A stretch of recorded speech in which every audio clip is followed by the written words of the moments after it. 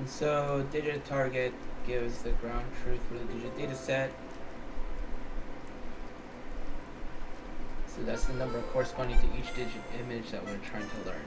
Array 0, 1, 2.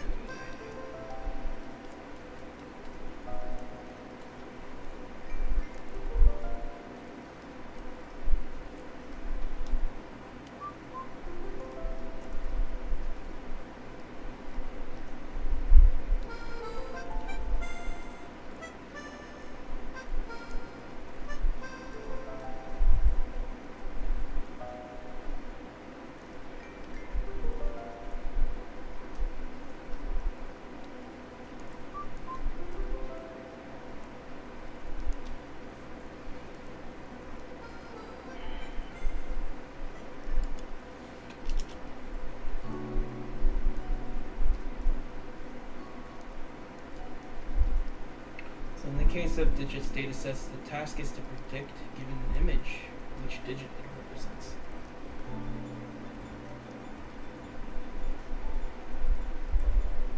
We are given samples of each of the 10 possible classes.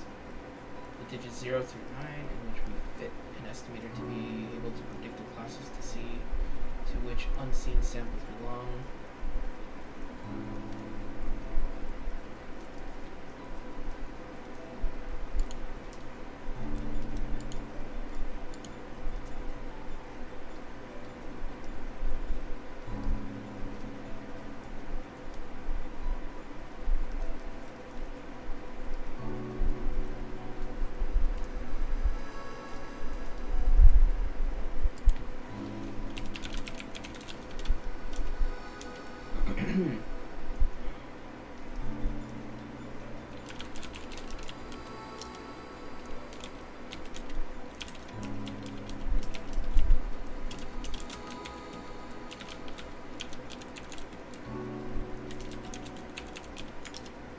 Not really.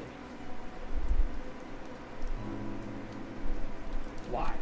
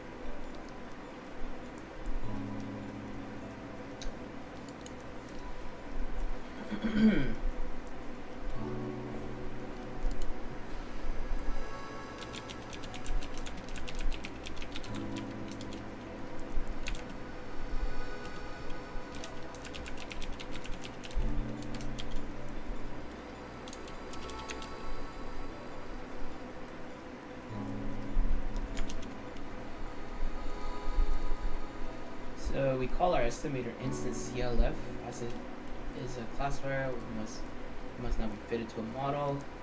It must learn from the model. And this is done by passing our training set to the fit method. As a training set let us use all of the images of our data set apart from the last one. We select this training set with the -1 option, Python syntax, and produces a new array that contains all but the last entries of digits. Okay, that sounds interesting. So CLF fit. It has to be fit to the model. So that's how you fit it.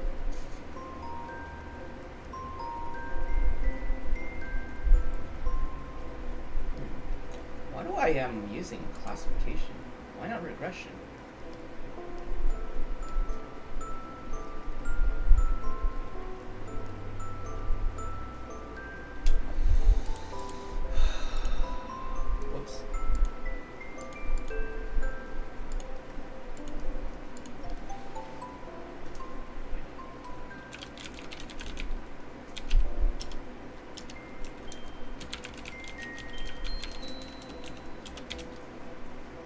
Import pickle.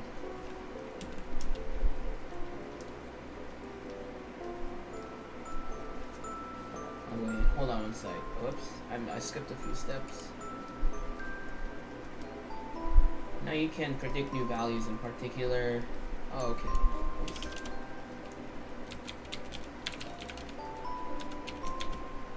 okay. I'll go through the motions.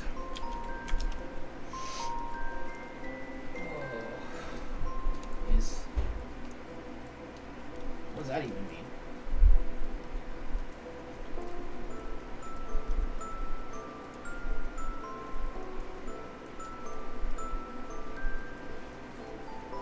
As you can see, array 8. It is a challenging task. The image are of poor resolution. Do you agree with the classifier? I don't know.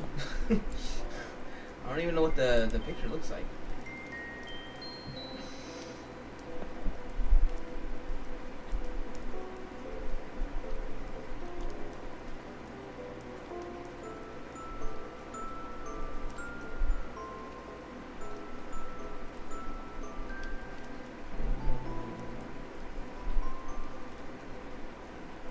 And this is all in the beginning? Do I have to learn pickle as well?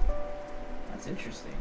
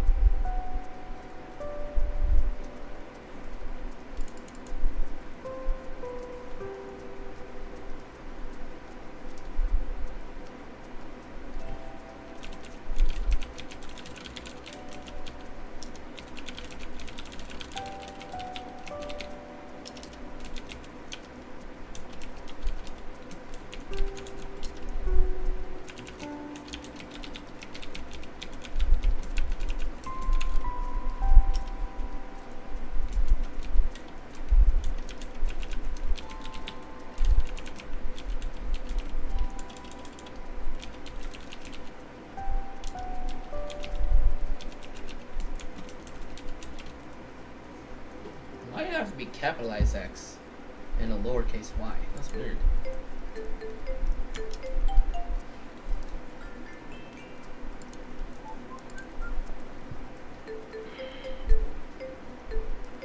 Yeah, they really like to use support vector classification.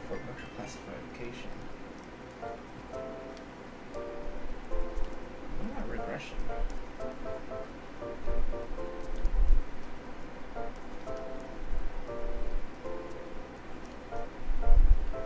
I gotta use the Boston dataset. This is ridiculous, man.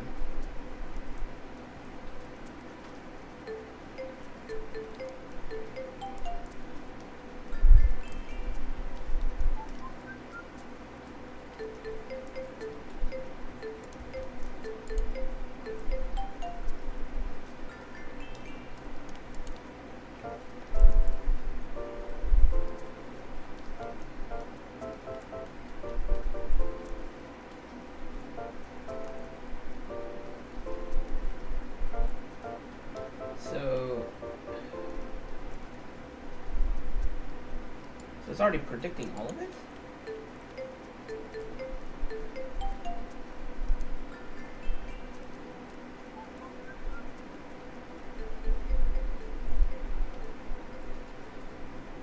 Namely pickle.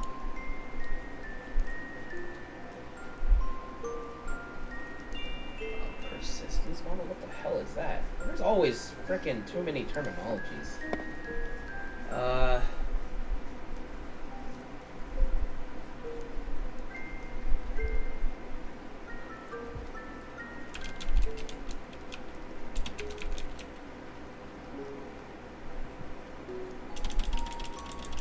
Do I even have pickle? Oh, it comes with Jupyter, huh? Interesting.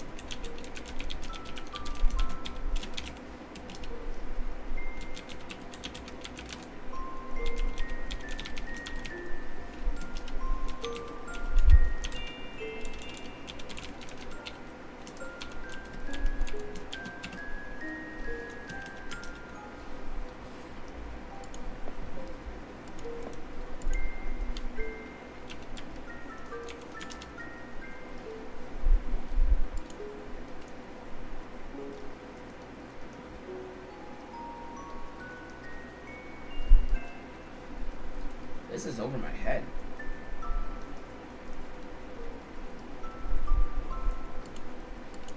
I want to look at YouTube for a sec.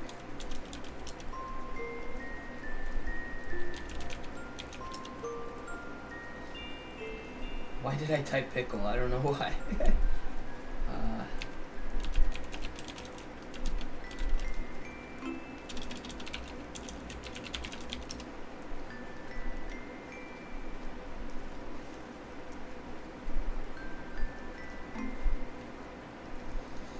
There's Data School. I used to like that guy. Then there's Centex.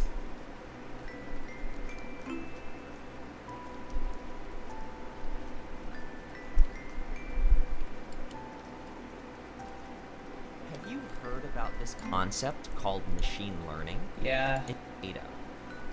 For example, I'm going to primarily focus on drives.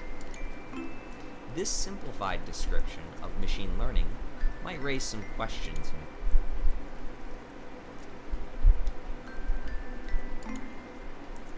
Welcome back to my video series on machine learning with scikit-learn. In the previous video, we defined machine learning, split it up into the two types to lots of machine learning models. I'm gonna have to like easy to learn how to use a new 1.5 model. it. It provides you with many options for each model, so that you can tune them for optimal performance, but it also chooses sensible defaults so that you can get started quickly. Its documentation is exceptional and helps you to understand the models, as well as how to use them properly. Besides just the machine learning models themselves, scikit-learn provides a rich set of functionality for companion tasks like model selection, model evaluation, and data preparation. And finally, it's under active development and has an active community on Stack Overflow, and especially its mailing list.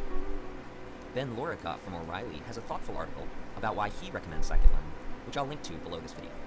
As well, I'll link to a very readable paper written by the authors of scikit-learn describing it in an IPython notebook right now. More close and halt to shut it down. To wrap up, I want to talk about a few reasons for the cells site. Welcome back to my video series on machine learning with scikit-learn.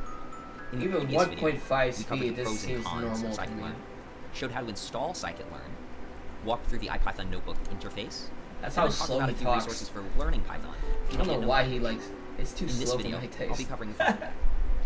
What is the famous IRIS dataset, and how does it relate to machine learning? How do we load the IRIS dataset into scikit-learn? How do we describe a dataset using machine learning terminology? And what are scikit-learn's 4 key requirements for working with data? Let's start by talking about the famous IRIS dataset. This is a picture of an iris, which is a type of flower. In 1936, Edgar Anderson collected 50 samples, each of 3 different species of iris, or 150 samples total. For each sample, he measured the sepal length and width, and petal length and width, and recorded those measurements along with its species.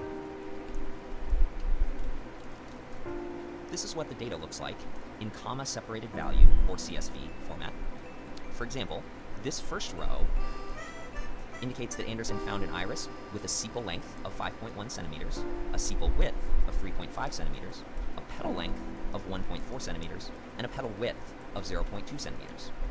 This particular iris was the species Setosa. The dataset also contains iris measurements from the species Versicolor and the species Virginica. In 1936, Sir Ronald Fisher wrote a paper about the iris dataset, specifically about how a technique called linear discriminant analysis could be used to accurately distinguish the three species from one another, using only the sepal and petal measurements. In other words, Fisher framed this as a supervised learning problem in which we are attempting to predict the species of a given iris using the available data. This is supervised learning because we're trying to learn the relationship between the data, namely the iris measurements, and the outcome, which is the species of iris. If this was unlabeled data, meaning that we only had the measurements but not the species, we might frame this as unsupervised learning by attempting to cluster the samples into meaningful groups. Anyway, the iris dataset has become a famous dataset for machine learning because it turns out to be an easy supervised learning task. There's a strong relationship between the measurements and the species, and thus various machine learning models can accurately predict the species given the measurements. The dataset is described in more depth in the UCI Machine Learning Repository, which is a repository of hundreds of datasets suitable for machine learning tasks. Because the iris dataset is so popular as a toy dataset, it's actually built into scikit-learn. Let's load it into scikit-learn and examine it so that we can use a machine learning model in the next video to actually predict species using the iris measurements. We start by writing from sklearn.datasets import load iris, which imports the load iris function from the sklearn.datasets module. Note that the convention in scikit-learn is to import individual modules, classes, or functions rather than importing scikit-learn as a whole. We then run the load iris function and save the return value in an object called iris. This object is a special container called a bunch, which is scikit-learn's special object type for storing datasets and their attributes. One of those attributes is called data.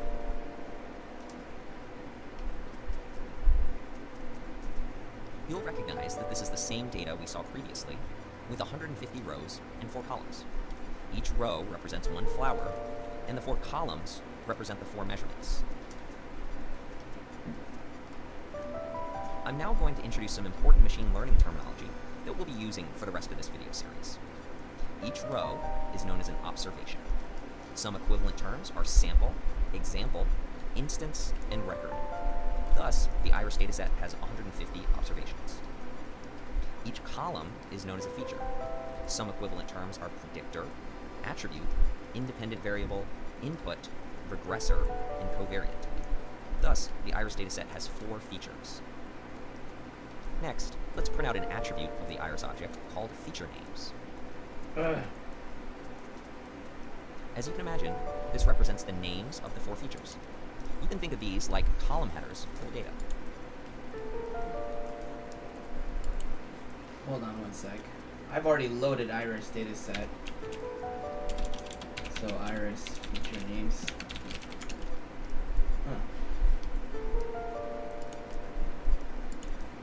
Why is his so much easier?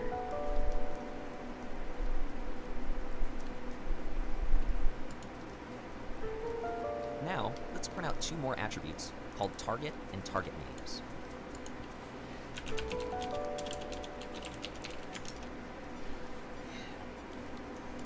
I feel like learning from him is a lot easier than learning from the freaking actual website, because like I have no idea any of this shit, like pickle and all this bullshit. I finally knew what fit was.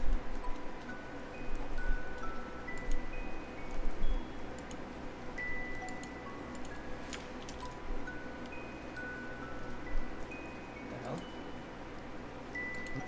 Now, let's print out 2 more attributes called iris. Next, let's print out an attribute of the iris object called feature names. As you can imagine, this represents the names of the 4 features. You can think of these like column headers for the data. See, this now, is so let's much print easier out to 2 more understand. attributes called target and target names. I like this guy a lot now. So he just talks a bit too slow. The target represents what we're going to predict, which is a 0, representing setosa, a 1, representing versicolor, or a 2, representing virginica. Some equivalent terms for target are response, outcome, label, and dependent variable. I'm going to use the term response in this video series. Before we move on from okay, he's going to use the terminology response. Interesting. I want to mention the two types of supervised learning, which are classification and regression. I know this. A classification problem is one in which the response being predicted is categorical, meaning that its values are in a finite, unordered set. Predicting the species of iris is an example of a classification problem, is one in which the response being predicted is categorical, meaning that its values are in a finite, unordered set. Predicting the species of iris is an example of a classification problem, as is predicting whether an email is spam. In contrast, a regression problem makes like is one in which the response $200,000 being predicted is ordered and continuous, such as the price of a house or the height of a person. Yep. When looking at iris.target, you might be wondering how you can tell that this is a classification problem and not a regression problem, since all you can see is the numbers 0, 1, and 2. Yeah. The answer is, you actually cannot tell the difference. As a machine learning practitioner, you have to understand how your data is encoded and decide whether your response variable is suited for regression or classification.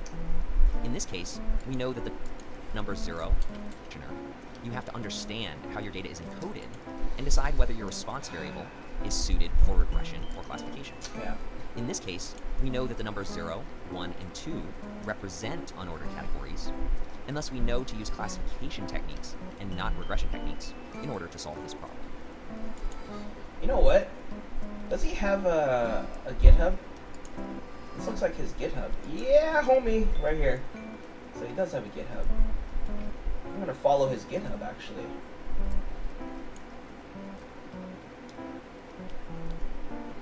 Alright, this actually changes my path because fucking God. Okay, getting started.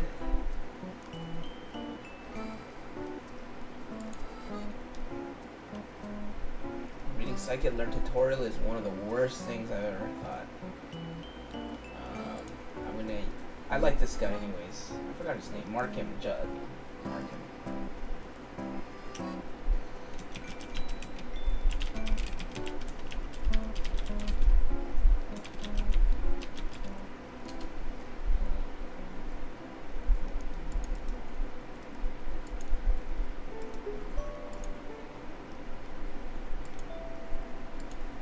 This is actually nice. I like him.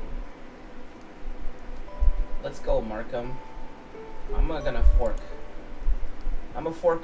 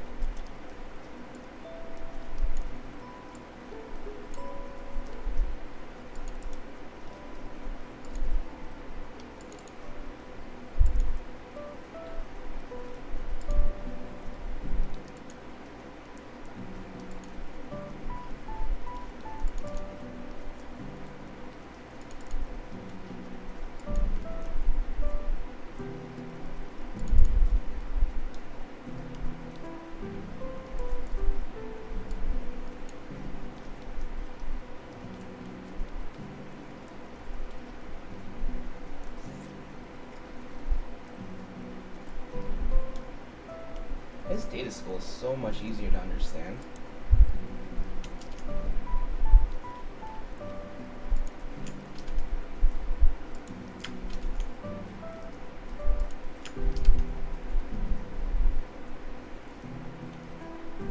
I get it.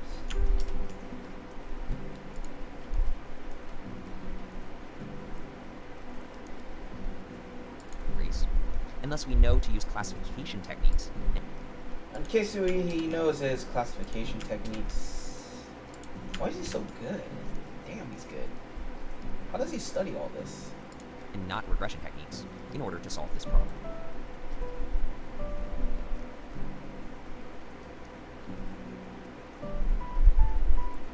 If you remember the first video in the series, we talked about how the first step in machine learning is for the model to learn the relationship between the features and the response. Yes. We will actually do this in the next video, but first we have to make sure that the features and response are in the form that scikit-learn expects. There are 4 key requirements to keep in mind. They're as follows.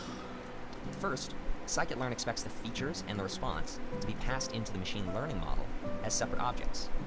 Iris.data and iris.target fulfill this condition since they're stored separately. Second, scikit-learn is only expecting to see numbers in the feature and response objects. This is exactly why iris.target is stored as 0s, 1s, and 2s instead of the strings Setosa, Versicolor, and Virginia. Oh, interesting. In scikit-learn, the response object should always be numeric, regardless of whether it's a regression problem or a classification problem. Interesting. Third, I mean, it makes sense. I mean, it's like features and the response to be. I mean, I think that goes for everything too. Like, we've learned in ISLR that like when we want to do like some sort of like classification, we always have to convert any type of like labels into 0s or 1s or 2s or something like that, like a multi-level thing. I think that's part of the data reconstruction and stuff like that. Stored as NumPy arrays. NumPy is a library for scientific computing that implements a homogeneous, multi-dimensional array known as an ND array that has been optimized for fast computation. It turns out that both iris.data and iris.target are already stored as ND arrays. Fourth, the feature and response objects are expected to have certain shapes. Specifically, the feature object should have 2 dimensions, in which the first dimension, represented by rows, is the number of observations, and the second dimension, represented by columns, is the number of features. All NumPy arrays have a shape attribute, so we can verify that the shape of iris.data is 150. Iris have 150 rows of data? Interesting. The response object is expected to have a single dimension, and that dimension should have the same magnitude as the first dimension of the feature object. In other words, there should be one response corresponding to each observation. We can indeed verify that the shape of iris.target is simply 150. That's right. By the way, the L refers to the long data type that Python is using to represent Oh man, that's a... We have now verified Python 3 doesn't that even show that shit in and Notebook. iris.target meet scikit-learn's 4 requirements for feature and response objects. In a future video, I'll show you how to get your own data into the same form. The scikit-learn convention is for the feature data to be stored in an object named X, and for the response data to be stored in an object named Y. Thus, we'll store iris.data in X and iris.target in Y. Note that the X is capitalized because it represents a matrix, whereas the Y is lowercase because it represents a vector. Wait, hold on, what? Is that the convention? I was always wondering what that one meant. It's a matrix, whereas the Y is lowercase because it represents a vector. What? I thought matrix were vectors. Because it represents a matrix in Y. Man, I'm so dumb. Note that the X is capitalized because it represents a matrix, whereas the Y is lowercase because it represents a vector. I always wondered what that was, X and Y. Matrix versus... Is matrix like multi-dimensional and vectors just one-dimensional? It's a rectangular array number.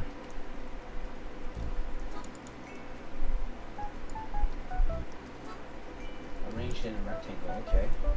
A vector is quite more common. It basically has vectors, the number of rows and columns, and okay. kind of vectors are actually examples of matrices. A row with 10 elements is just 10 numbers arranged in the size of 1 by 10. However, these aren't the only kind of vectors out there. They're just vectors by an element of a special kind of set called a vector space. No, I don't want to learn about vector spaces. So vectors are basically an umbrella term of a matrix. Matrix is just a form of a vector. That's what I'm hearing. Matrix vector. To wrap up, I wanted to highlight as it represents a matrix, whereas the y is lowercase because it represents a vector.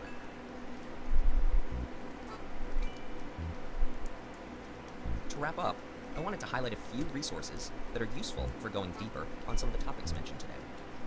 The first is scikit-learn's documentation on dataset loading utilities, I know this. which explains how to load a number of other I just went datasets here. into scikit-learn, in case you want to explore some additional datasets. Oh, wait, no.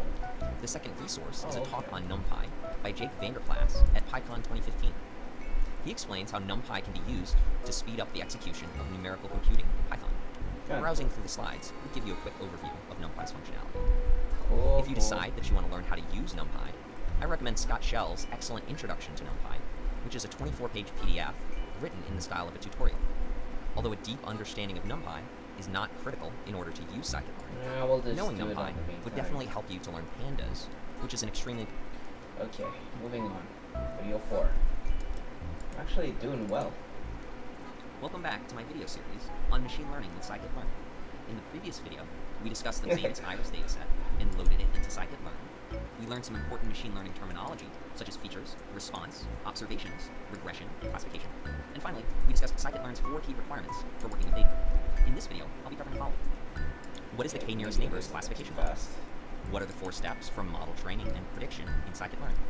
And how can I apply this pattern to other machine learning models? Let's first do a quick review of the IRIS dataset that I introduced last time, since we'll be using this data when training our model. There are 150 observations, and each observation represents an iris flower. There are 4 features, represented by the first 4 columns of data, which are the sepal and petal measurements for each iris. And the response variable is the species of each iris, shown in the 5th column. Because our response variable is categorical, this is known as a classification problem. Before I introduce the K-nearest neighbors classification model, let's first talk about how we, as humans, might approach this task. Specifically, how might we predict the species of an unknown iris, given its measurements? When looking at the data, we might notice that the 3 iris species in the dataset appear to have somewhat dissimilar measurements. If that's the case, we would hypothesize that the species of an unknown iris could be predicted by looking for irises in the data with similar measurements, and assuming that our unknown iris is the same species as those. Where is he at? I'm trying to follow him, but I don't know where my thing is.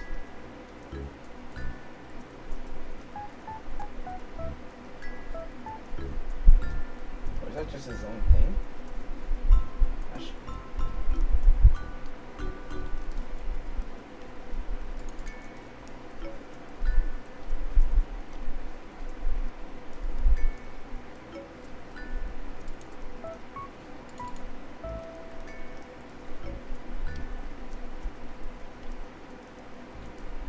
Oh, I have it right here. I didn't even. Oh, I'm such a dumbass. Typically, how might we predict the species of an unknown iris, given its measurements? When looking at the data, we might notice that the 3 iris species in the dataset appear to have somewhat dissimilar measurements. If that's the case, we would hypothesize that the species of an unknown iris could be predicted by looking for irises in the data with similar measurements, and assuming that our unknown iris is the same species as those similar irises. The process I just described is similar to how the K-nearest neighbors classification model works. The steps of K-nearest neighbors, or KNN, are as follows. First, you pick a value for K, such as 5. We'll talk in the next video about how to choose this value. Second, the model searches for the 5 observations in the training data that are nearest to the measurements of the unknown iris. In other words, the model calculates the numerical distance between the unknown iris and each of the 150 known irises, and selects the 5 known irises with the smallest distance to the unknown iris. Note that Euclidean distance is often used as the distance metric, but other metrics can be used instead.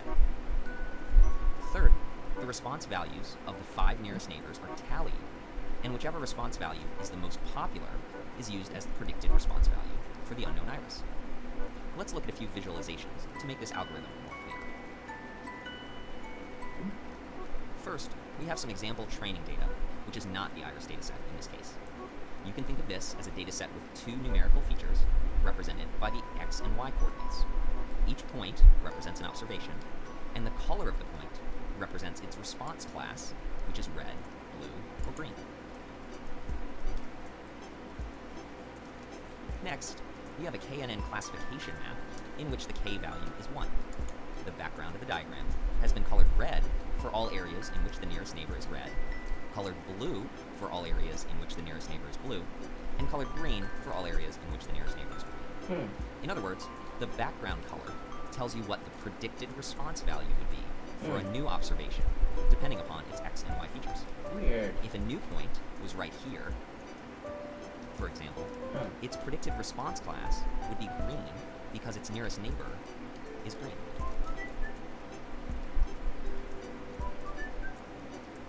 Finally, we have a KNN classification map in which the k value is 5. You can see that the boundaries between colors, known as decision boundaries, have changed because more neighbors are taken into account when making predictions. The predicted response for a new observation here is now blue instead of green because 4 of its 5 nearest neighbors are blue. The white areas, by the way, are areas in which KNN can't make a clear decision because there's a tie between 2 classes.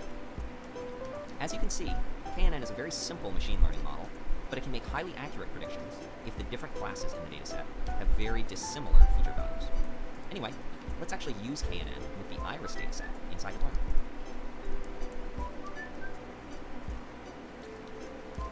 In the previous video, we learned how to load the iris data from the datasets module of scikit-learn, and then we stored the features in X and the response in Y.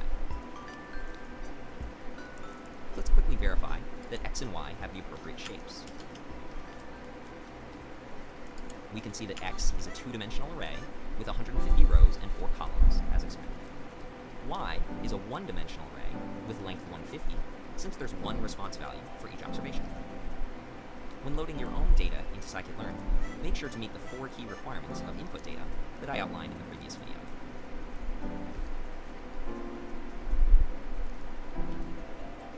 Now let's begin the actual machine learning process. Scikit-learn provides a uniform interface to machine learning models, and thus there's a common pattern that can be reused across different models. The first step in this pattern is to import the relevant class. In this case, we import KNearest classifier from sklearn.neighbors.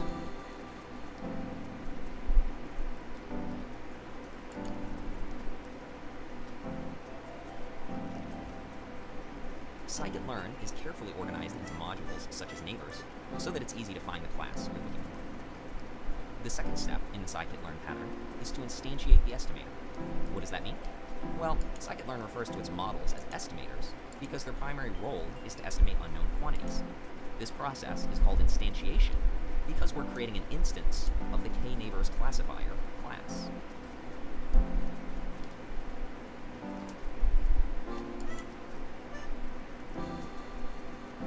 We have now created an instance of the KNearest classifier class and called it KNN. In other words, we now have an object called KNN that knows how to do KNearest neighbors classification, and it's just waiting for us to give it some data. So, you just have to define KNN first, set KNN up.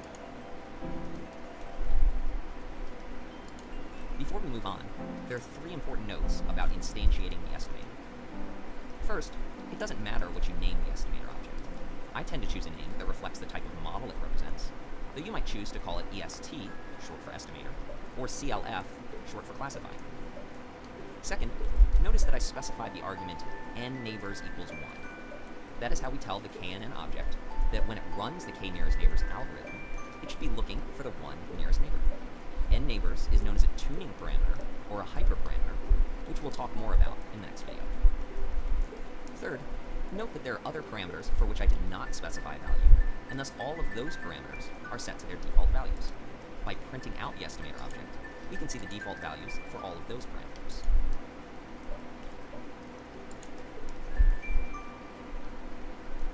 Thankfully, scikit-learn provides sensible defaults for its models so that you can get started with a new model without researching the meaning of every parameter.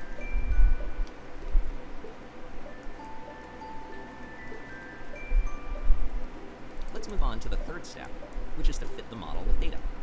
This is the model training step, in which the model learns the relationship between the features and the response, though the underlying mathematical process through which this learning occurs varies by model. I simply use the fit method on the KNN object and pass it two arguments, the feature matrix X and the response vector Y.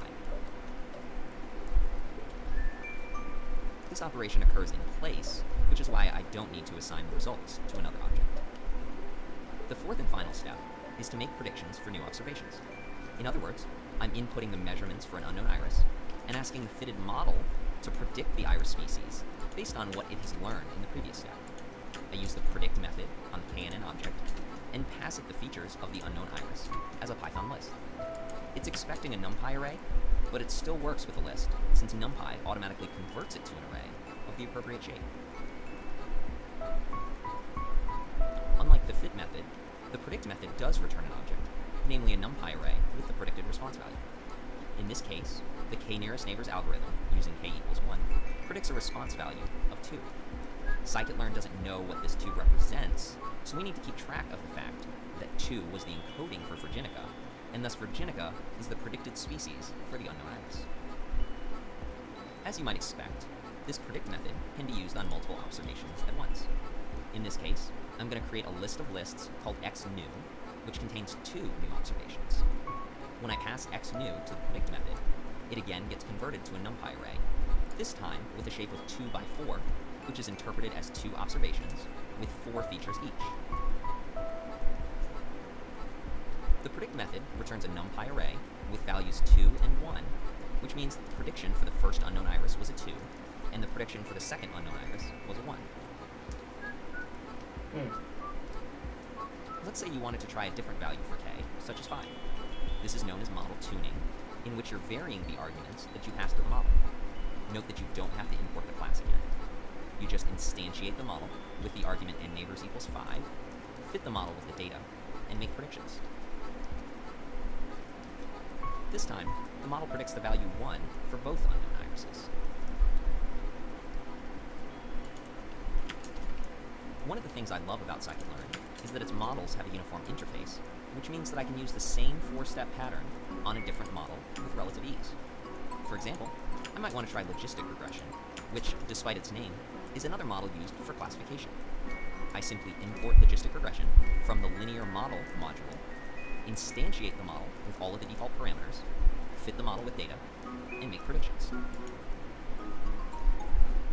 This time, the model predicts a value of 2 for the first unknown iris, and a value of 0 for the second unknown iris. Of course, you might be wondering which model produced the correct predictions for these 2 unknown irises. The answer is that we don't know, because these are out-of-sample observations, meaning that we don't know the true response values. As we talked about in the first video, our goal with supervised learning is to build models that generalize to new data.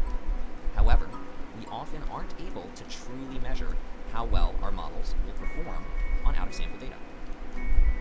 Does that mean that we're forced to just guess how well our models are likely to do? Maybe. Thankfully, no. In the next video, we'll begin to discuss model evaluation procedures, which allow us to estimate how well our models are likely to perform on out-of-sample data using our existing labeled data. These procedures will help us to choose which value of k is best for KNN, and to choose whether KNN or logistic regression is a better choice for our particular task. In the meantime, I've linked to a few resources that might be I know in linear regression, if you evaluate the model, you use a RSS or an R-squared evaluator, but I haven't even gone to classification yet, and I'm already learning classification. But the concept sounds easy, enough. That was easy.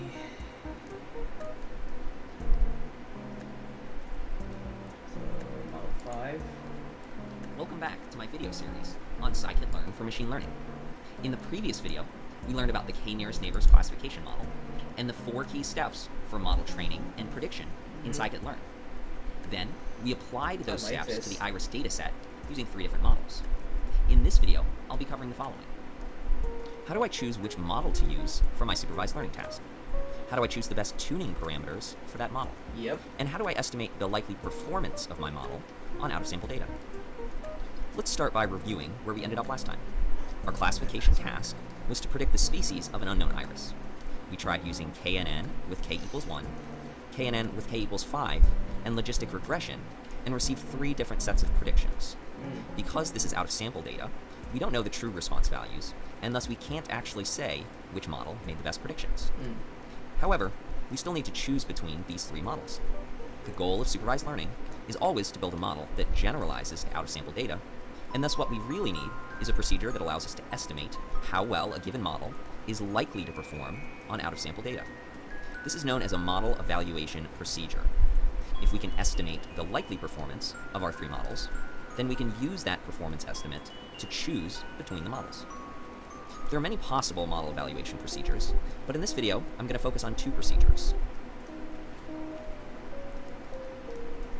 The first procedure is widely known, but it doesn't have an official name that I'm aware of, so I'm just going to call it train and test on the entire dataset.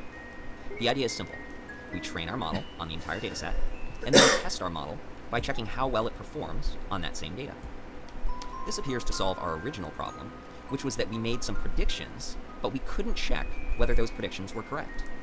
By testing our model on a dataset for which we do actually know the true response values, we can check how well our model is doing by comparing the predicted response values with the true response values. Let's start by reading in the IRIS data, and then creating our feature matrix X and our response vector Y.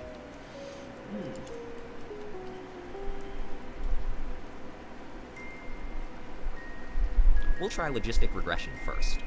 We follow the usual pattern, which is to import the class, instantiate the model, and fit the model with the training data. Then, we'll make our predictions by passing the entire feature matrix X to the predict method of the fitted model, and print out those predictions. Let's store those predictions in an object called ypred. As you can see, it made 150 predictions, which is 1 prediction for each observation. Now, we need a numerical way prediction for each observation. We'll make our predictions by passing the entire feature matrix X to the predict method of the fitted model, and print out those predictions. Let's store those predictions in an object called ypred. As you can see, it made 150 predictions, which is 1 prediction for each observation. Now, we need a numerical way to evaluate how well our model performed. The most obvious choice would be classification accuracy, which is the proportion of correct predictions. This is known as our evaluation metric. There are many possible evaluation metrics, and we'll learn about other evaluation metrics in future videos. Anyway, let's compute the classification accuracy for our logistic regression model. I can think of at least 3 different ways to do this, but I'm going to show you the one way I recommend, which is to use the metrics module from scikit-learn. First, we import the metrics module. Then, we use the accuracy score function and pass it the true response values, followed by the predicted response values. It returns a value of 0.96. That means that it compared the 150 true responses with the corresponding 150 predicted responses, and calculated that 96% of our predictions were correct. This is known as our training accuracy, because we're testing the model on the same data we used to train the model. We'll now try KNN using the value k equals 5. We import the class, instantiate the model using the argument nneighbors equals 5, fit it with the training data, make predictions on the same data, and calculate our classification accuracy. This time, we get 0.967, which is slightly better than logistic regression. Finally, we'll try KNN using the value k equals 1. This time, we get a score of 1.0, meaning 100% accuracy. It performed even better than the other 2 models, and so we would conclude that KNN with k equals 1 is the best model to use with this data. Or would we draw that conclusion? Think about that for a second. Let's go back for a minute to the previous video in which I talked about how the KNN model actually works. To make a prediction, it looks for the K observations in the training data with the nearest feature values, it tallies the actual response values of those nearest observations, and then whichever response value is most popular is used as the predicted response value for the unknown observation. With that in mind, you could figure out exactly why a KNN model with K equals 1 would always have 100% training accuracy. To make a prediction for any observation in the training set, KNN would search for the one nearest observation in the training set, and it would find that exact same observation. In other words, KNN has memorized the training set, and because we're testing on the exact same data, it will always make correct predictions. At this point, you might conclude that training and testing your models on the same data is not a useful procedure for deciding which models to choose, and you would be correct. Remember that our goal here is to estimate how well each model is likely to perform on out-of-sample data, meaning future observations in which we don't know the true response values. If what we try to maximize is training accuracy, then we're rewarding overly complex models that won't necessarily generalize to future cases. In other words, models with a high training accuracy may not actually do well when making predictions on out-of-sample data. Creating an unnecessarily complex model is known as overfitting. Models that overfit have learned the noise in the data rather than the signal. In the case of KNN, a very low value of K creates a high complexity model because it follows the noise in the data.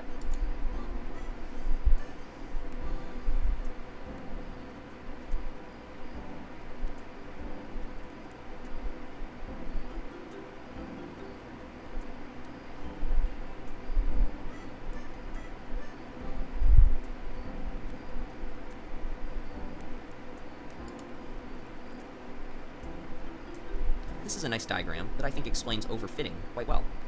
Each point represents an observation, the X and Y locations represent its feature values, and the color represents its response class.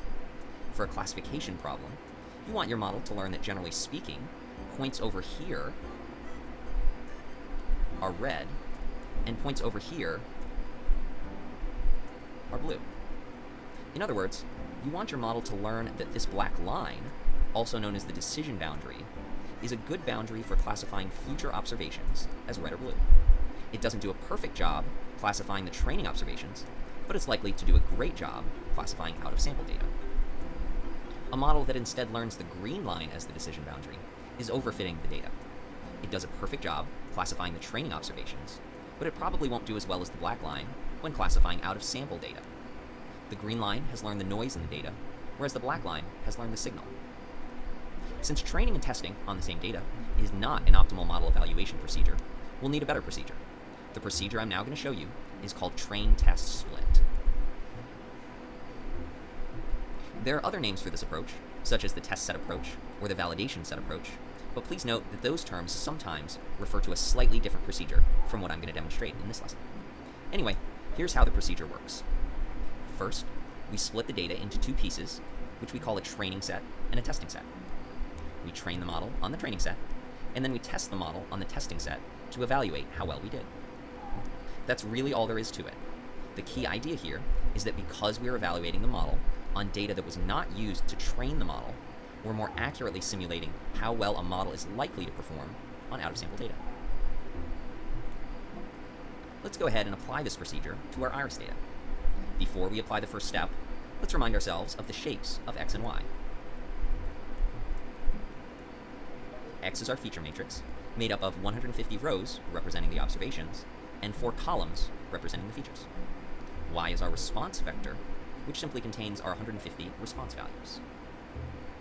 To split the data into training and testing sets, we're going to use scikit-learn's built-in train-test-split function. We'll import it, and then use this somewhat cryptic command to split the X and Y objects into 2 pieces each. It's important to understand what's happening and why, so I've created a diagram to explain the train-test-split function. For the moment, forget about the iris data. Pretend that we have a dataset with 5 observations consisting of 2 features and a response value. The response value is numeric, meaning that this is a regression problem. Our X matrix is 5 rows by 2 columns, and our Y vector just has 5 values. If you ran the train test split function on x and y, it would split x into xtrain and xtest, which I've colored yellow and blue, and it would split y into ytrain and ytest, which I've colored orange and purple. What was the point of this? Well, I now have a feature matrix xtrain that is size 3 by 2, and a response vector ytrain that is size 3, and I can use those objects to train the model. Then, I can make predictions on xtest and compare those predictions to the actual response values in ytest in order to calculate what is known as my testing accuracy. Because I'm training and testing the model on different sets of data, the resulting accuracy is a better estimate of how well the model is likely to perform on future data. The obvious question is, how does train test split decide which observations and how many observations are assigned to the training set versus the testing set?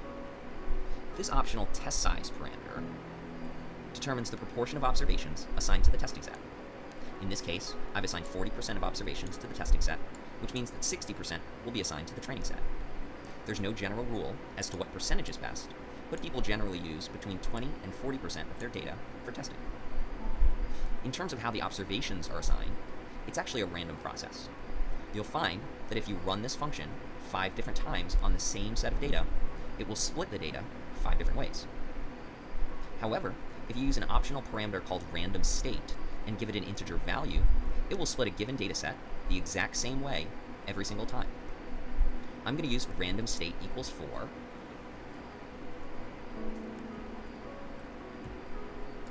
I'm going to use random 5 different times on the same set of data. It will split the data 5 different ways. However, if you use an optional parameter called random state and give it an integer value, it will split a given data set the exact same way every single time. I'm going to use random state equals 4.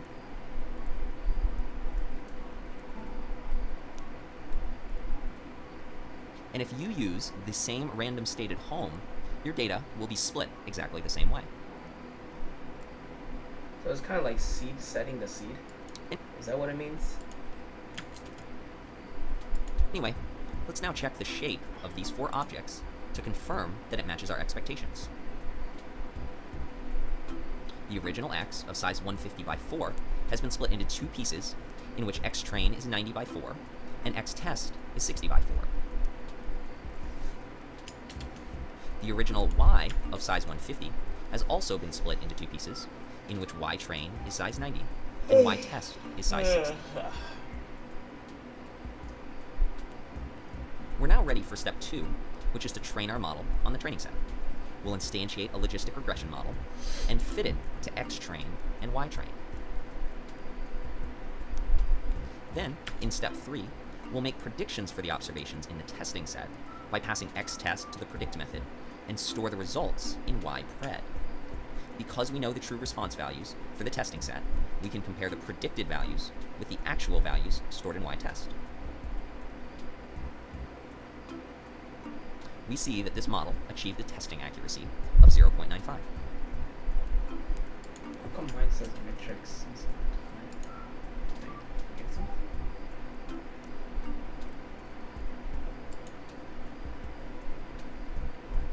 Did I not import right?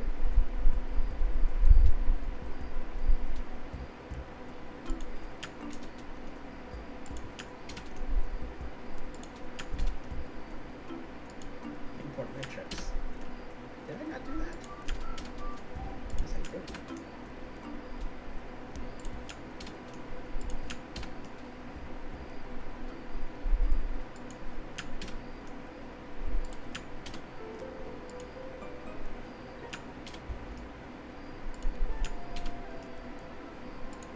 Let's repeat steps 2 and 3 for our KNN models, again with k equals 5 and k equals 1. For k equals 5, we achieve a testing accuracy of 0.967. And for k equals 1, we achieve a testing accuracy of 0.95. We would therefore conclude that out of these 3 models, KNN with k equals 5 is likely to be the best model for making predictions on out-of-sample data. Yeah, but how do you... Okay. Naturally, you might wonder whether we can find an even better value for k.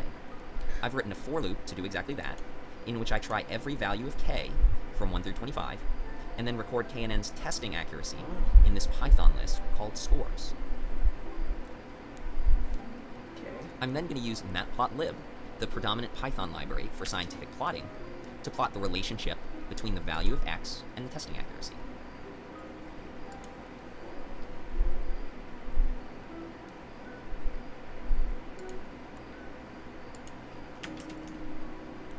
In general, as the value of k increases, there appears to be a rise in the testing accuracy, and then a fall.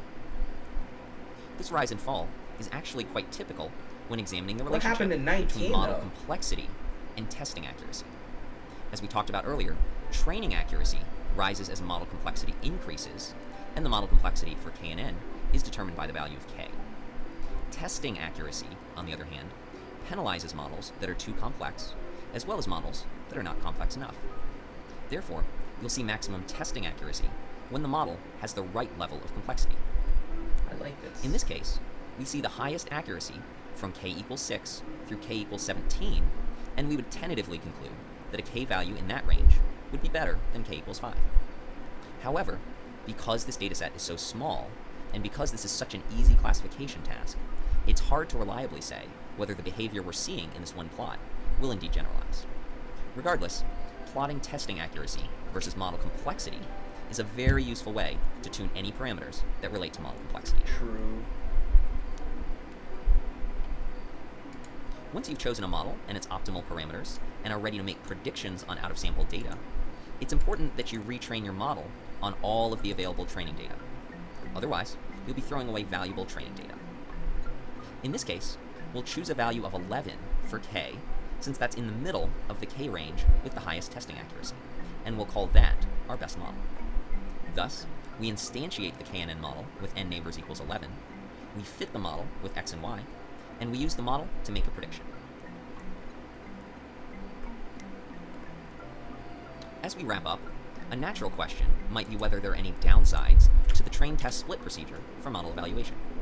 It turns out that train-test-split provides a high variance estimate of out-of-sample accuracy, meaning that it can change a lot depending upon which observations happen to be in the training set versus the testing set. There's an alternative model evaluation procedure called k-fold cross-validation that largely overcomes this limitation by repeating the train-test-split process multiple times in a systematic way and averaging the results. We'll go over that procedure in a future video. Regardless, train-test-split remains a useful procedure because of its flexibility and speed, and we will continue to use it throughout this series. I've got a number of excellent resources to share with you this week if you want to go deeper into this material.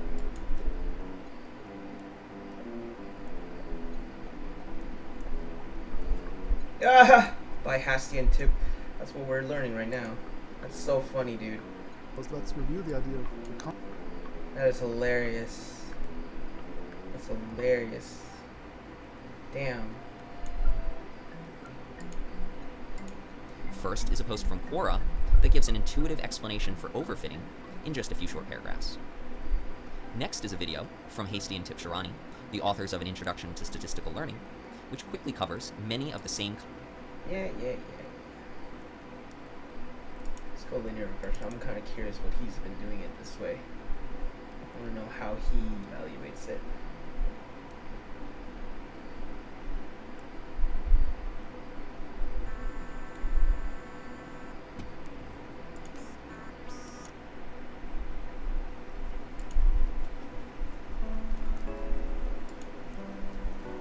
Welcome back to my video series on machine learning inside the Learn. Minutes.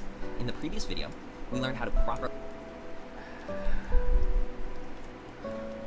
I'll be right back.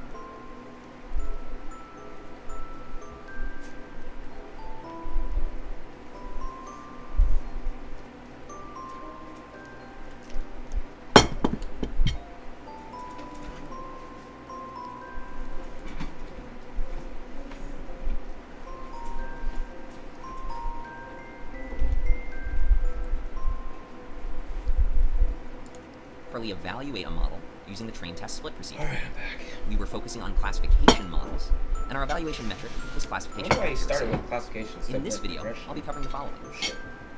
How do I use the pandas library to read data into Python? How do I use the Seaborn library to visualize data? What is linear regression, and how does it work? How do I train and interpret a linear regression model in scikit-learn? What are some evaluation metrics for regression problems? And how do I choose which features to include in my model? So far in this series, we've focused on classification, in which the goal is to predict a categorical response. In contrast, regression is a type of supervised learning, in which the goal is to predict a continuous response. Regression problems are the focus of today's video.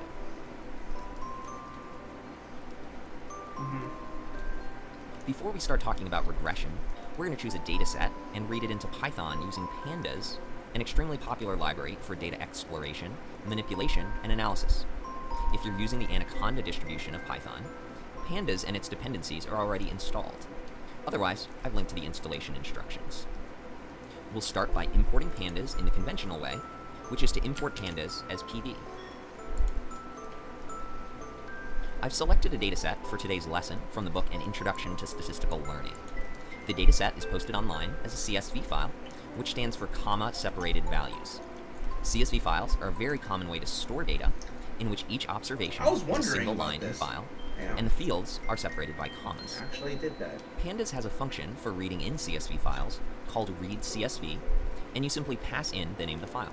That's so interesting. You can read files from your local computer, or you can actually read files directly from a URL, which is what I'm doing here. I'm going to save the results as an object called data, and then run the head method on that object to see the first 5 rows of data. The results are displayed kind of like a spreadsheet. This object is called a pandas data frame, which consists of rows and columns. A single column in a data frame is known as a pandas series. Anyway, pandas has figured out that the first row in the CSV file contains the column headers, namely TV, radio, and so on. However, it looks like there's an unnamed column that contains sequential numbers starting at 1. So those are probably just the ID numbers for those observations. Okay. I'm going to take those numbers and use them as the index, which is how pandas identifies the rows. The default index is sequential numbers starting at 0, shown on the left side in bold. To figure out how to set those ID numbers as the index, let's look at the help for readCSV. I'll click within the parentheses, and then hit Shift-Tab on my keyboard twice. You can see that readCSV has a ton of parameters that allow you to control the CSV reading process in great detail. In our case, we need to use the index call parameter,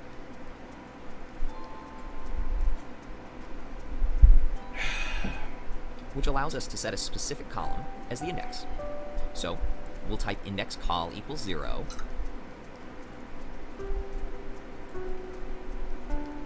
and then rerun this cell. You can see that the unnamed column has now been set as the index. Data frames also have a tail method, which shows you the last 5 rows. Because the highest index number is 200, we would assume that the data frame has 200 rows, but we can confirm this by printing out its shape attribute. The output tells us that there are 200 rows by 4 columns. Now that we've read in the data, let's talk about the data and how to structure it as a supervised learning task. The first column, TV, shows the amount of money in thousands of dollars spent on TV ads to advertise a single product in a given market or city. So for example, in market 200, about $232,000 was spent on TV ads. Similarly, $8,600 was spent in market 200 on radio ads, and $8,700 was spent in market 200 on newspaper ads. The sales column represents the sales of the product being advertised in that market in thousands of items. How do you So know in all market this? 200, a quantity of 13,400 was sold. In this case, let's attempt to predict sales based on advertising dollars. Thus, we'll use TV, radio, and newspaper as the features, and we'll use sales as the response. Yeah. Because our response variable is continuous, this is a regression problem. And just to be clear, our dataset has 200 observations, and each observation represents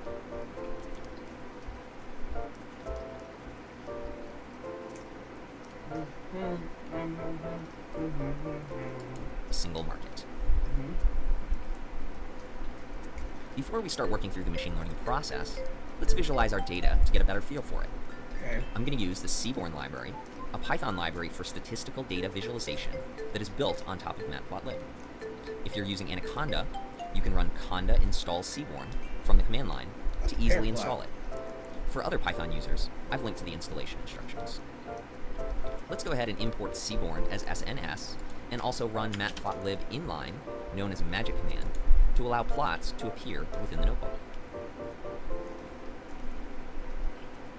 Often, the first relationship you want to visualize is the relationship between each of the features and the response variable. This can easily be done using Seaborn's pair plot function, which produces pairs of scatter plots for each x and y variable that you specify. These plots are a bit small, and so I'm going to change the size and aspect ratio so that I can see the data more easily.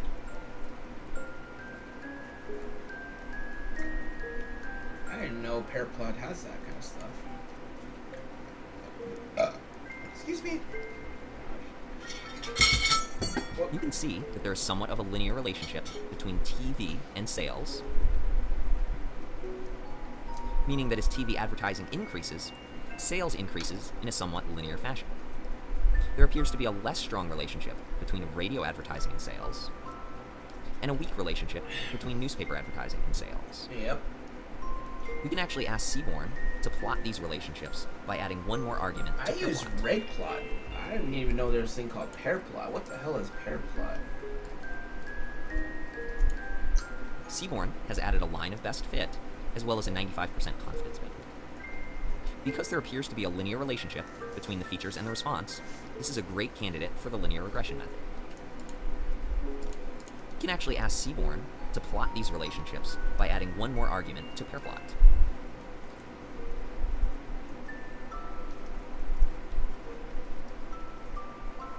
Seaborn has added a line of best fit, as well as a 95% confidence band.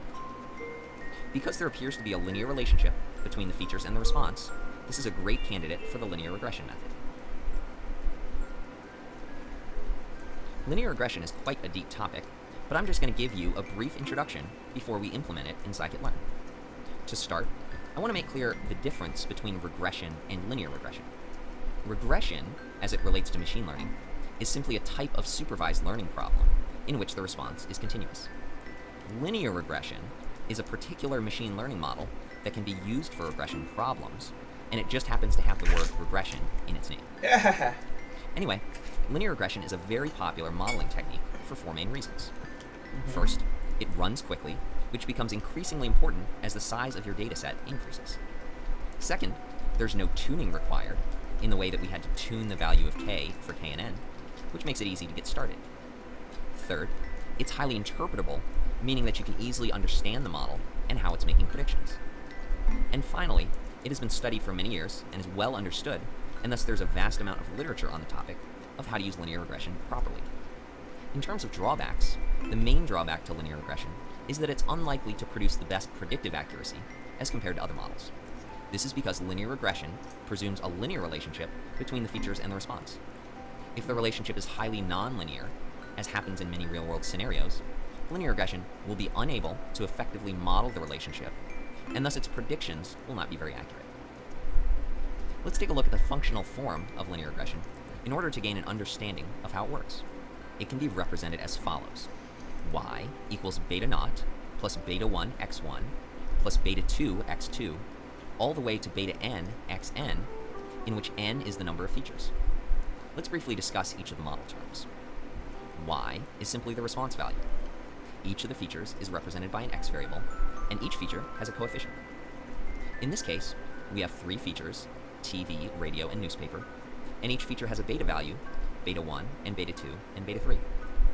Finally, beta naught, or beta 0, is called the intercept, which is the value of y when all of the x values are 0. These beta values, as well as the intercept, are learned during the model fitting process using what is called the least squares criterion. Basically, linear regression seeks to find the line that best fits the observed data, as we can see here. It defines the best line as the one that minimizes the sum of squared errors, which is really just the sum of the squared vertical distances between each point and the line. Once this line of best fit has been learned, it can be used to make predictions for sales given any set of feature values.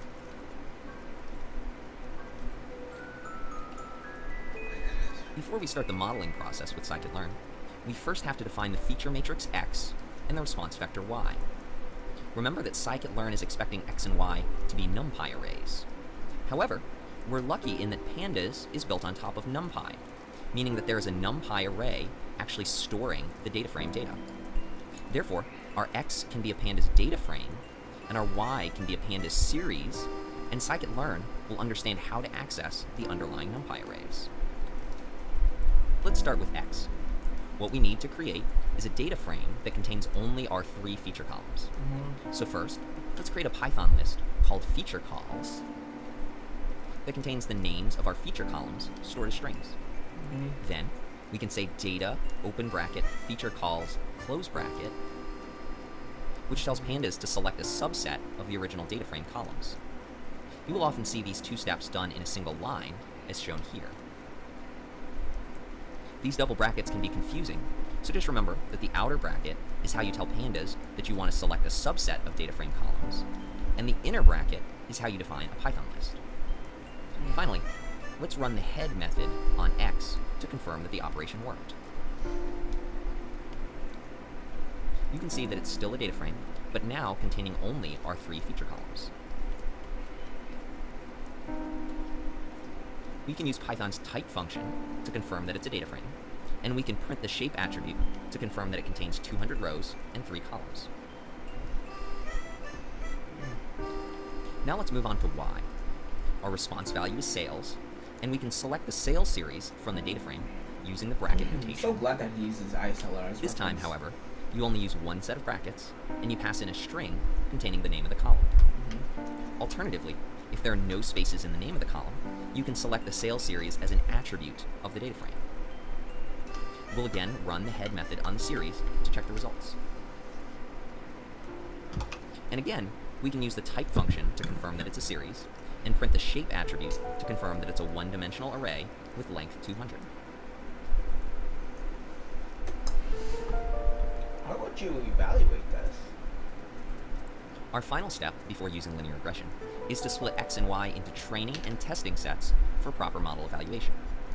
As we saw in the last video, we use the train test split function to split X and Y into 2 objects each. Well, what is this whole RSS thing that they're talking about, though? We'll also print the shapes of these objects. We didn't specify the size of the testing set, and so it defaults to using 25% of the data for testing. Finally, let's actually build our linear regression model using scikit-learn. We follow the same pattern we've used previously, which is to import the model, instantiate the model, and then fit the model to the training data. Every model differs in terms of what occurs during the fitting step. In the case of KNearest classifier, all the model did during fitting was to memorize the training data so that it could later calculate the distance between a new observation and the existing observations. In the case of linear regression, the model is learning the intercept and coefficients for the line of best fit. Then, it has an easy formula for making predictions during the predict step, which we'll see below. As I mentioned previously, linear regression is a highly interpretable model. Let's see what that means by printing out the intercept and the coefficients and then interpreting them. The intercept and coefficients are stored in separate attributes of the linreg object, which is why I use the dot notation to access them. You'll notice they both have a trailing underscore in their names, which is scikit-learn's convention for any attributes that were estimated from the data. Anyway, the coefficients are stored in the coef attribute in the same order as they were stored in the feature matrix X. It can be hard to remember that order, so I like to use Python's zip function to pair each of the feature names from the feature calls list with the coefficients. This guy's seriously a machine, isn't he? I mean, why does he speak so well? It makes so much sense. I've plugged the intercept and coefficients into the linear regression formula. This formula now allows us to input the TV, radio, and newspaper ad spending in a given market and output a prediction for the amount of sales, which is the Y variable. More than that, Let's now interpret the TV coefficient, which is 0.0466. It means that for a given amount of radio and newspaper ad spending, a unit increase in TV ad spending is associated with a 0.0466 unit increase in sales. That makes sense when looking at the formula, because increasing TV by 1 would mathematically increase the Y response variable by 0.0466. However, keep in mind that a unit of ad spending represents $1,000, and a unit of sales represents 1,000 items. Thus, the more clear interpretation of the TV coefficient is that an additional $1,000 spent on TV ads is associated with an increase in sales of 46.6 items. This same process could be repeated to interpret the radio and newspaper coefficients. Again, this level of interpretability is why linear regression is such a popular model for regression problems. Before we move on to the prediction step, I want to add 2 important notes. First, I was careful to use the phrase associated with when interpreting the TV coefficient because this is not a claim of causation. It's a very difficult problem to determine causation because that relies upon having access to every possible factor that could have influenced sales, whereas all we have is data on ads claim of radio and newspaper coefficients. Again, this level of interpretability is why linear regression is such a popular model for regression problems. Before we move on to the prediction step, I want to add 2 important notes. First, I was careful to use the phrase associated with when interpreting the TV coefficient because this is not a claim of causation. It's a very difficult problem to determine causation because that relies upon having access to every possible factor that could have influenced sales, whereas all we have is data on ad spending. This is why machine learning tends to focus on association rather than causation. Second, I want to make clear that linear regression coefficients can be negative. For instance, if an increase in TV ad spending was associated with a decrease in sales, the beta 1 coefficient would have been negative. Anyway, let's use our fitted model to make predictions on the testing set, which we store in YPred. Previously, we've used classification accuracy as our evaluation metric, though that metric is not relevant for regression problems, because regression problems have a continuous response. Let's take a look at some common evaluation metrics for regression, and then choose one to evaluate. Hold on. Oh shit.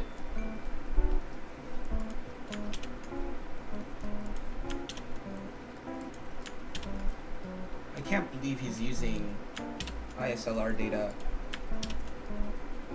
for chapter 3. That's insane.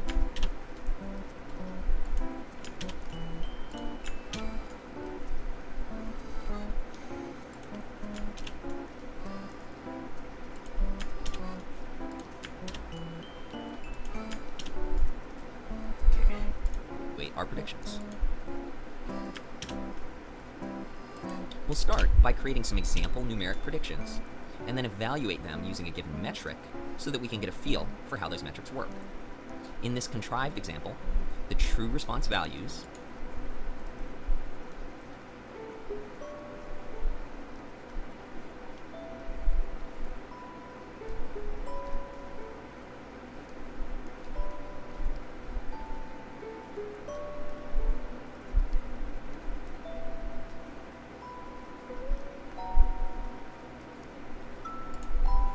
are 100, 50, 30, and 20 in causation, because that relies upon having access to every possible factor that could have influenced sales, whereas all we have is data on ad spending.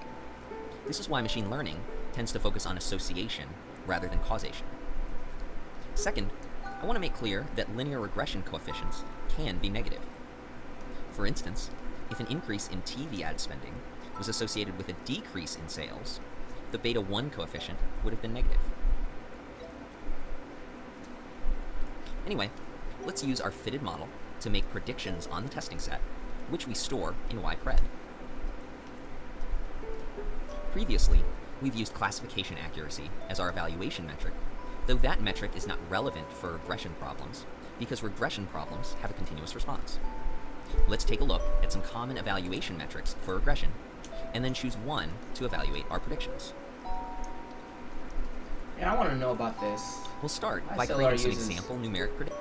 ISLR uses RSS. Is that the same shit? This guy's using MAE and MSE. That's crazy. Or MSE. Why are they using that? Hold on a second.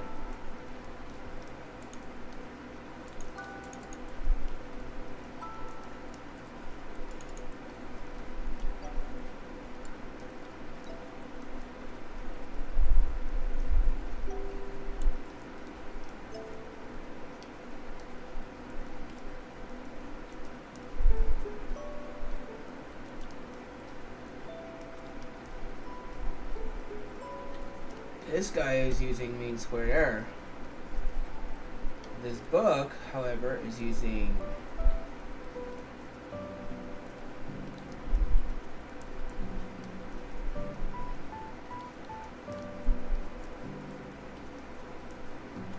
RSC.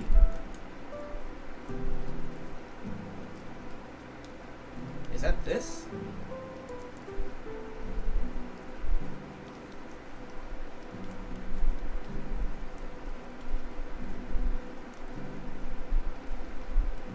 Over n minus p minus 1 times RSS. What is RSS?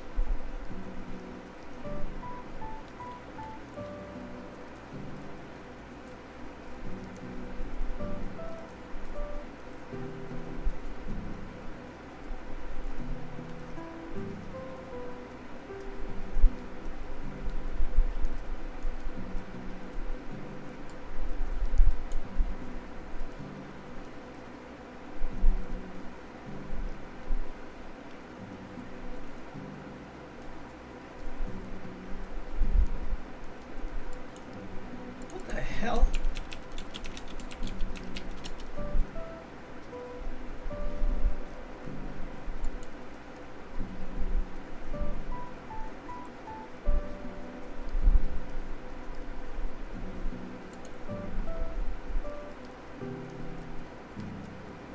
Is RSC the same as RMSE? Oh, what the hell? What is this?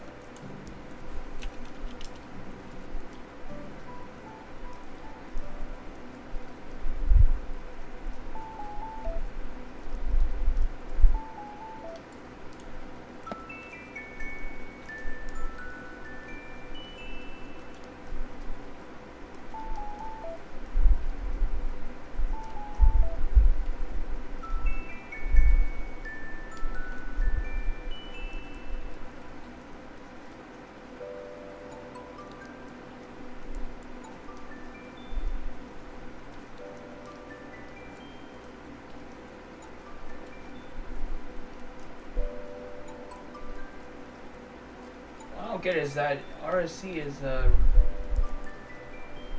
relative square error?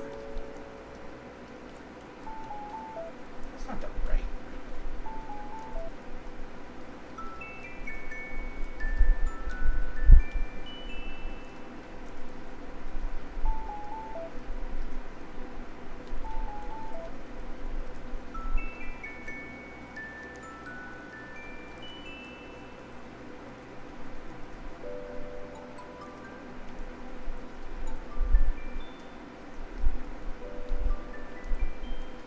RSC's square root of this. Yeah. Over.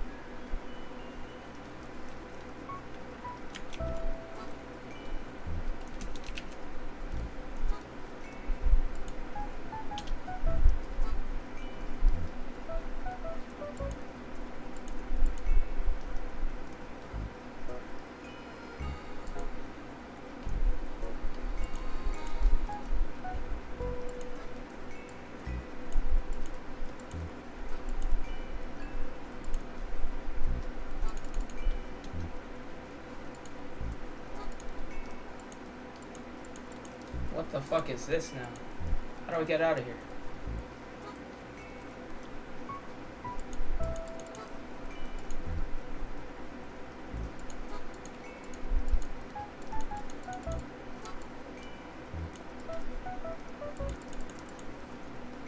Oh, come on, bro. There we go. What is this?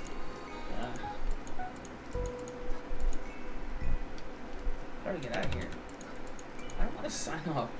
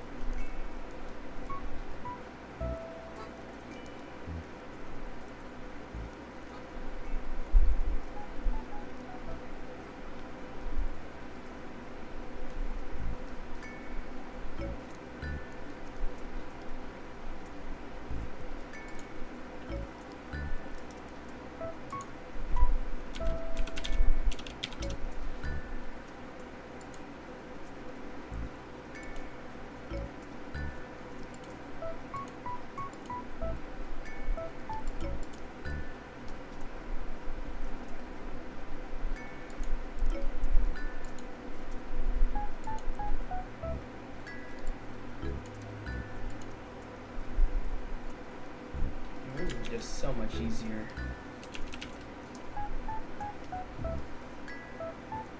I'm gonna uninstall Foxit.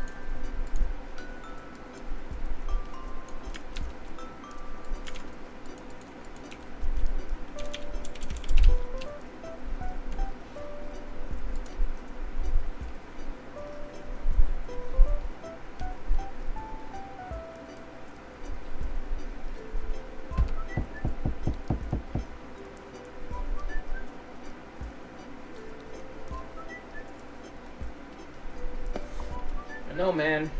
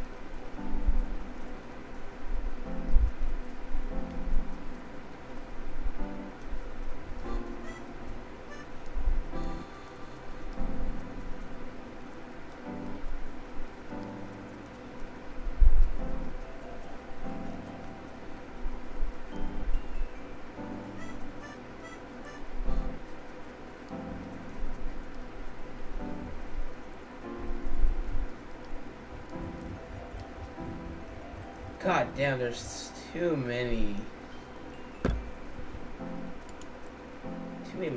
model fit functions, man.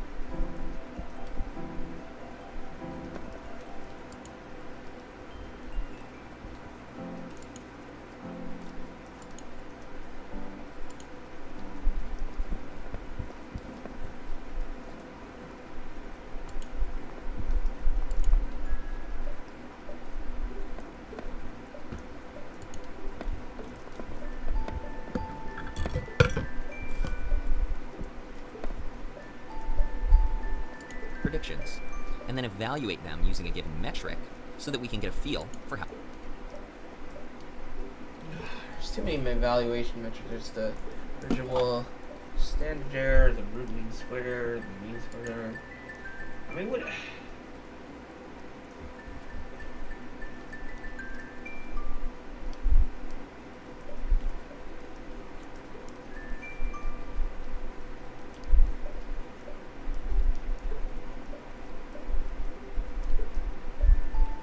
You mean the RMSC is the residual standard error? Really?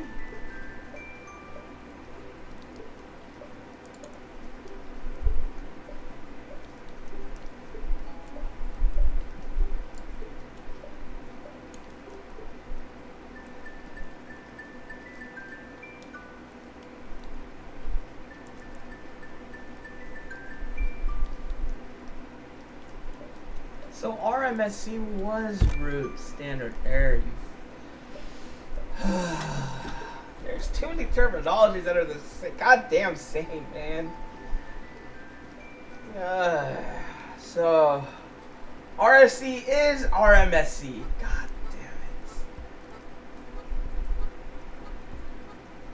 Oh, too many terminology. There needs to be one terminology.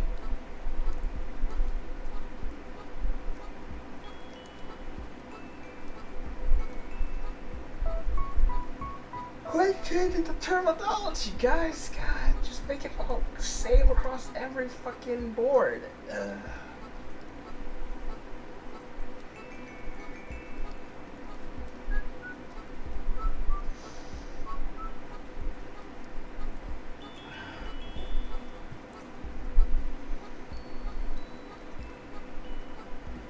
RMSC is RSC, aka RMSC, which is the more popular version. The terminology.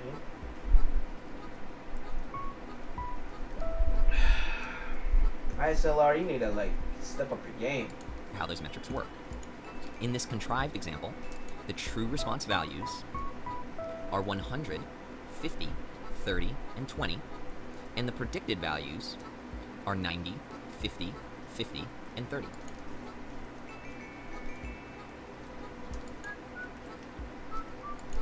But why does RMSC have a completely different...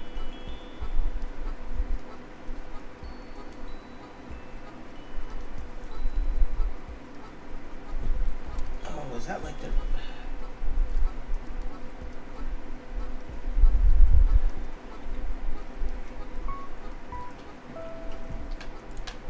Mean absolute error, or MAE, is the simplest metric. It's the mean of the absolute value of the errors. Is that R squared? The error is simply the difference between the true and predicted values. So if we wanted to calculate our MAE by hand, we would add 10 plus 0 plus 20 plus 10, and then divide by 4. Scikit-learn can also calculate the mean absolute error for us using a function from the metrics module. The MAE in this case is 10, which you can just think of as the average error. Mean squared error, or MSE, is very similar to mean absolute error, except that each of the errors is squared. So we would calculate 10 squared plus 0 squared plus 20 squared plus 10 squared and divide the total by 4. We would add 10 plus 0 plus 20 plus 10 and then divide by 4. Scikit-learn can also calculate the mean absolute error for us using a function from the metrics module, predictions.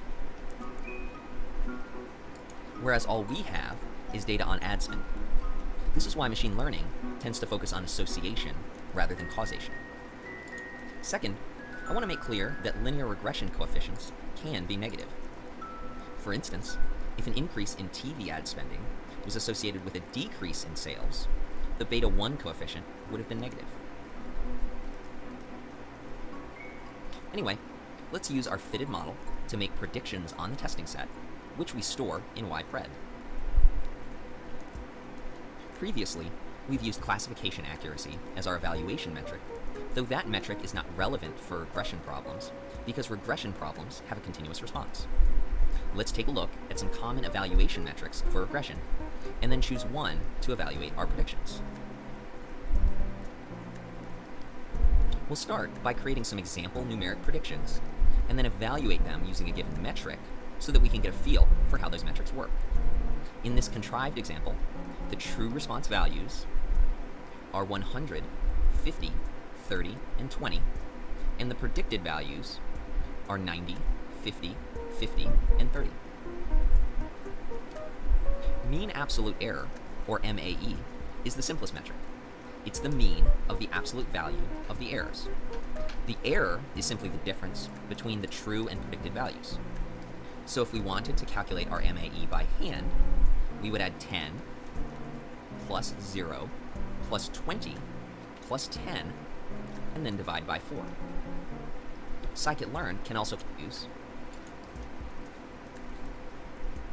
Previously, we've used classification accuracy as our evaluation metric, though that metric is not relevant for regression problems because regression problems have a continuous response. Let's take a look at some common evaluation metrics for regression, and then choose one to evaluate our predictions. We'll start by creating some example numeric predictions, and then evaluate them using a given metric so that we can get a feel for how those metrics work. In this contrived example, the true response values are 100, 50, 30, and 20, and the predicted values are 90, 50, 50, and 30. Mean absolute error, or MAE, is the simplest metric. It's the mean of the absolute value of the errors. The error is simply the difference between the true and predicted values. So if we wanted to calculate our MAE by hand, we would add 10 plus 0 plus 20 plus 10, and then divide by 4. Scikit-learn can also calculate the mean absolute error for us. Is that the same as R squared? Oh, God.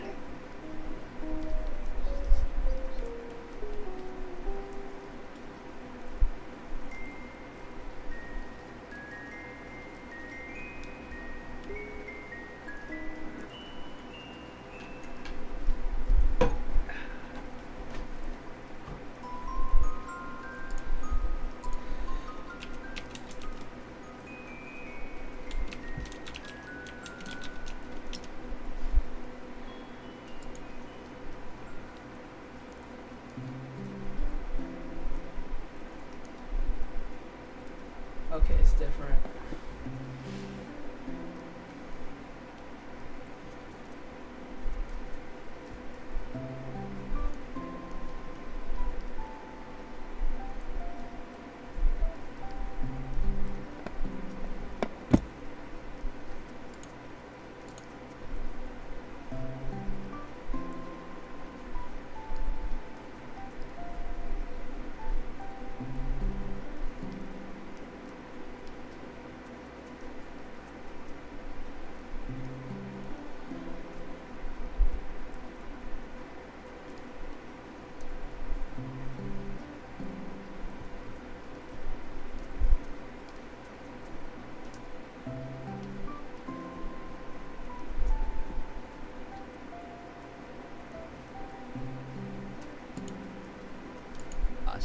Using a function from the metrics module. The MAE in this case is 10, which you can just think of as the average error. Mean squared error, or MSE, is very similar to mean absolute error, except that each of the errors is squared. So we would calculate 10 squared, plus 0 squared, plus 20 squared, plus 10 squared, and divide the total by 4, which would be 150. Mean squared error is a bit harder to interpret than mean absolute error. Root mean squared error, or RMSE, is identical to mean squared error, except that the square root is taken at the very end of the calculation. I use the square root function inside of the NumPy package to calculate the square root, though there are other ways to do this. Our RMSE is around 12. You might have noticed that our RMSE is a bit larger than our mean absolute error due to the fact that RMSE squares the errors and thus increases the weight of larger errors. Let's briefly compare these metrics. Mean absolute error is certainly the easiest to understand. Mean squared error is more popular than mean absolute error since it punishes larger errors, and it tends to be the case in real-world applications that minimizing larger errors is more important than minimizing smaller errors. But root mean squared error is even more popular than mean squared error because RMSE is interpretable in the Y units. In other words, our MSE of 150 is a bit hard to interpret, while our RMSE of around 12 is easier to put into context since it's in the same units as our response variable. As such, let's go ahead and choose RMSE as our evaluation metric, and then evaluate our sales predictions. We'll now compute our RMSE and see that it's about 1.4. This seems pretty good, given that our sales ranged from about 5 to 25. So, what should we do from here?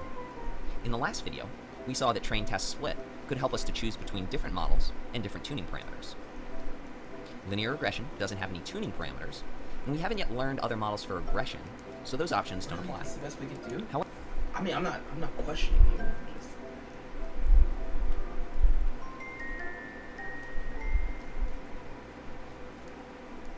Oh, brother. However, note that train test split can also help us to choose between features. When we visualized the data, we saw that the newspaper feature appeared to have a very weak correlation with sales. Thus, let's try removing that from our model and see how that affects the RMSE. This looks like a lot of code, but it's really just a repeat of the code we've used previously, except that newspaper has been removed from the list of feature calls in the first step. Thus, our feature matrix X only contains TV and radio. We again do a train test split, fit the model, make predictions, and compute the RMSE. The RMSE this time is about 1.39, a slight decrease from our previous model. Unlike classification accuracy, in which higher numbers are better, error is something we want to minimize, and thus lower numbers for RMSE are better. Thus, our new model that excludes newspaper is performing slightly better than when it was included, indicating that the newspaper feature should be left out of the model. You could repeat this process with different combinations of features, and then select the combination with the lowest RMSE as the best combination to use for this particular problem. I've listed some great resources here for going deeper into linear regression, pandas, and Seaborn. First is a longer notebook on linear regression that I use when teaching my data science class. It uses the same data as this notebook, but it also includes other topics, such as confidence intervals, hypothesis testing, p-values, and R-squared. It also demonstrates linear regression using It does use R-squared, okay. models, which is a Python library focused on... Maybe I should just stick with this. This is amazing. I really like data school. It's so cool.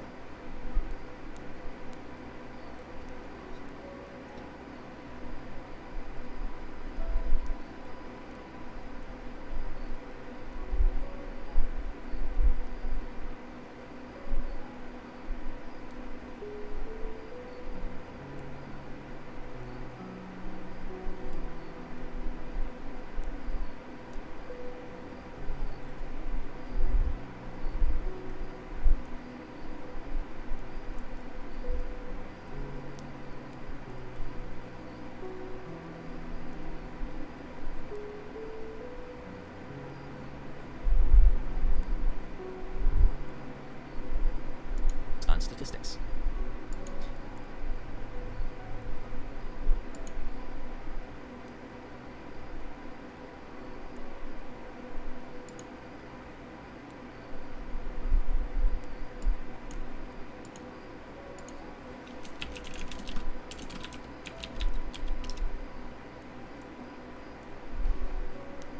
Found a data school, but damn, he has to make money though.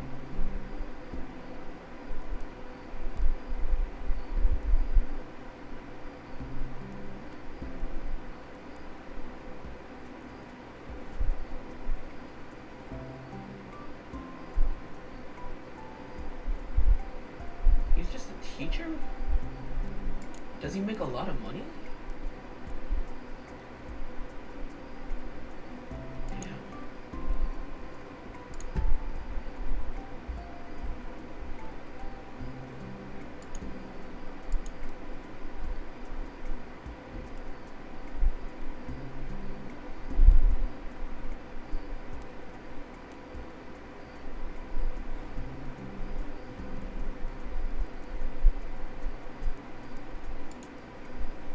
Welcome back to my video series on machine learning in scikit-learn. In the previous video, we went through the entire data science pipeline, including reading data using pandas, visualization using Seaborn, and training and interpreting a linear regression model using scikit-learn. We also covered evaluation metrics for regression, as well as feature selection using the train-test-split procedure. In this video, I'll be covering the following. What's the drawback of using the train-test-split procedure for model evaluation? So amazing, god damn it. I wish I had his smarts.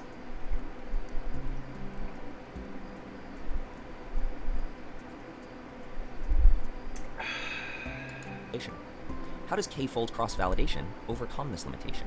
This guy's How can smarter than my cross-validation teachers in my master's degree program. God damn.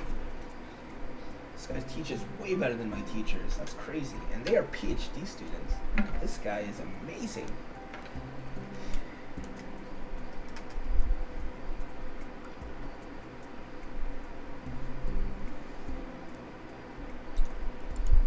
Be used for selecting feature selection using the train-test-split procedure.